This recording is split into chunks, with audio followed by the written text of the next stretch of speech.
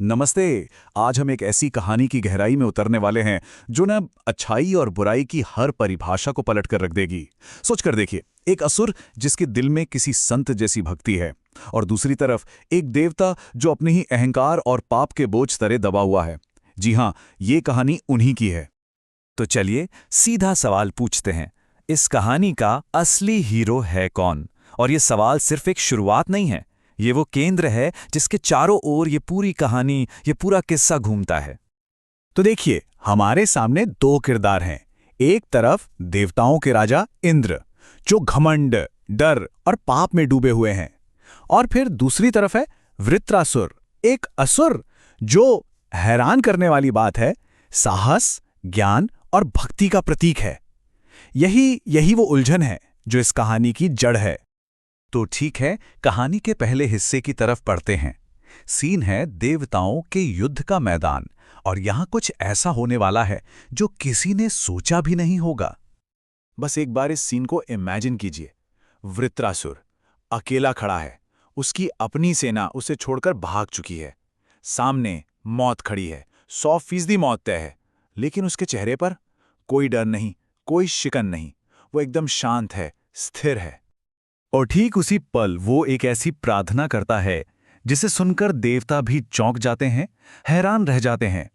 उसके शब्द उसकी निस्वार्थ भक्ति का सबूत देते हैं। मतलब एक ऐसा गुण जिसकी उम्मीद आप एक असुर से तो कभी नहीं कर सकते। मतलब उसकी भक्ति कितनी गहरी थी, इसका अंदाजा इस बात से लगाइए कि उसने जीवन के चारों बड़े लक्ष्य, धर्म, अर्थ, काम और यहां तक कि मोक्ष, सब कुछ ठुकरा दिया। बस ये एक त्याग ही उसे उसके दुश्मन देवताओं से कहीं कहीं ज्यादा ऊंचा बना देता है। तो सवाल फिर वही है कि भाई, एक ऐसा जीव जिसका जन्म ही बदले की आग से हुआ हो, उसके अंदर इतना शुद्ध प्रेम, इतनी भक्ति आई कहां से? तो चलिए अब इसी रहस्य को सुलझाते हैं। अच्छा, तो इस कहानी की जड़ तक पहुंचते हैं। और मजे की बात यह है कि इसकी शुरुआत वृत्रासुर से नहीं, बल्कि उसके दुश्मन इंद्र के पापों से होती है। तो हुआ यूं कि घटनाओं की एक पूरी चेन थी। सबसे पहले इंद्र ने घमंड में आकर अपने गुरु बृहस्पति का अपमान किया। फिर सत्ता वापस पाने के लिए एक नए पुजारी को रखा। लेकिन जब उसे पता चला कि वो पुजारी तो अंदर ही अंदर असुरों से मिला हुआ है, तो इंद्र ने डर और गुस्से में उसका सिर काट दिया। और बस यहीं उससे हो गया ब्रह्म हत्या का महापाप। यही पाप वृत्रासुर के जन्म की वजह बना।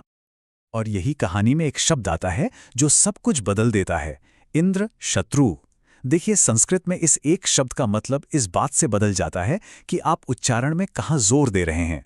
कह सकते हैं कि ध्वनि ही यहाँ किस्मत लिख रही थी, और बस यहीं पर वो एक बहुत बड़ी गलती हो गई। तो ये गलती थी एक उच्चारण की, एक एक्सेंट की। विश्वरूप के पिता त्वष्टा अपने बेटे की मौत से गुस्से और दुख में थे। जो वो मंत्र पढ़ रहे थे तो उन्होंने शब्द पर जोर गलत जगह दे दिया। वो मांगना चाहते थे एक ऐसा बेटा जो इंद्र का वध करे, लेकिन उच्चारण की गलती से मंत्र का मतलब हो गया जिसका वध इंद्र करेगा। एक छोटी सी चूक और पूरी नियति पलट गई। और उसी यज्ञ की आग से पैदा हुआ वृत्रासुर, एक इतना भयानक जीव जिसे बनाया तो गया था बदला लेने के लिए, लेकिन एक शब्द की गलती ने उसकी पूरी किस्मत, उसका पूरा मकसद ही बदल दिया। तो चलिए अब कहानी के क्लाइमैक्स पर चलते हैं। अंतिम टकराव, वो पल जहां दोनों योद्धाओं का असली चेहरा, असली चरित्र सामने आता है। अब देखिए, वृत्रासुर को हराने के लिए कोई मामूली हथियार काम नहीं आ सकता था। एक ऐसा हथियार चाहिए था जो ताकत से नहीं बल्कि त्याग से बना हो। और ये हथियार मुमकिन हुआ ऋषि दधीची के महान बलिदान से। उन्होंने ही ये सिखाया कि ये शरीर तो बस कुछ समय के लिए है, और इसका सबसे अच्छा इस्तेमाल दूसरों की भलाई में ही है। और उन्हीं की हड्डियों से बनाया गया वज्र। इस हथियार की असली ताकत हिंसा नहीं थी, बल्कि त्याग था। इसमें 3 तरह की शक्ति थी। 1, ऋषि दधीची की हड्डियों की मजबूती। 2, नारायण कवच मंत्र की आध्यात्मिक शक्ति। और 3, खुद भगवान विष्णु की इच्छा। और जब युद्ध का मैदान सजा तो दोनों का बर्ताव एकदम अलग था।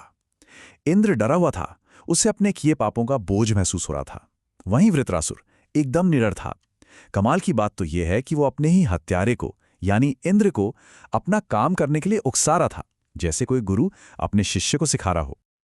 और फिर आया युद्ध का वो आखिरी पल। वृत्रासुर ने इंद्र को पूरा का पूरा निगल लिया। मतलब जीत तो उसकी मुट्ठी में थी, लेकिन उसे जीत नहीं, उसे मुक्ति चाहिए थी। और इसीलिए उसने इंद्र को मौका दिया कि वो उसका पेट फाड़कर बाहर निकल आए, और उसने अपनी किस्मत को हंसते हंसते अपना लिया। और जैसे ही उसका शरीर जमीन पर गिरा, उसमें से एक तेज रोशनी निकली। वो उसकी आत्मा थी, और वो आत्मा सीधे उस परम लोक में जा मिली, जहां पहुंचने का सपना तो देवता भी देखते हैं। असल में ये थी उस असुर की असली जीत। तो घूम फिरकर हम वापस उसी सवाल पर आ गए, आखिर एक असुर के अंदर इतनी जबरदस्त भक्ति आई तो आई कहां से? इसका राज उसके पिछले जन्म में छुपा है। वृत्रासुर असल में पिछले जन्म में राजा चित्रकेतु था, एक बहुत बड़ा और ज्ञानी सम्राट। ये जो असुर का रूप था ना, ये तो उसकी आध्यात्मिक यात्रा का बस एक पड़ाव था, एक चैप्टर। राजा चित्रकेतु की जिंदगी में एक बहुत बड़ी दर्दनाक घटना हुई थी। उसकी अपनी ही रानियों ने जलन के मारे उसके इकलौते बेटे को जहर दे दिया था। राजा पूरी तरह से दुख में डूब गया था, और इसी गहरे दुख से ही उसके लिए ज्ञान का रास्ता खुला। तब ऋषियों ने एक चमत्कार किया। उन्होंने मरे हुए बच्चे की आत्मा को कुछ देर के लिए वापस बुलाया, और उस आत्मा ने जो कहा वो चौंकाने वाला था। उसने कहा, कौन से माता पिता? मेरे तो करोड़ों जन्मों में करोड़ों माता पिता रहे हैं। ये सारे रिश्ते तो बस एक भ्रम है, एक माया है। बस इस एक जवाब ने राजा के मन से सारा मोह खत्म कर दिया और उसे हमेशा के लिए भक्ति के रास्ते पर डाल दिया। लेकिन अभी भी एक आखिरी सबक बाकी था, विनम्रता का सबक। और ये सिखाने के लिए देवी पार्वती ने उसे एक असुर के रूप में जन्म लेने का श्राप दे दिया। ये कोई सजा नहीं थी, बल्कि एक महान आत्मा का फाइनल टेस्ट था, उसकी विनम्रता का। और उसने उस श्राप को सिर झुकाकर स्वीकार कर लिया, और वो इस टेस्ट में भी पास हो गया।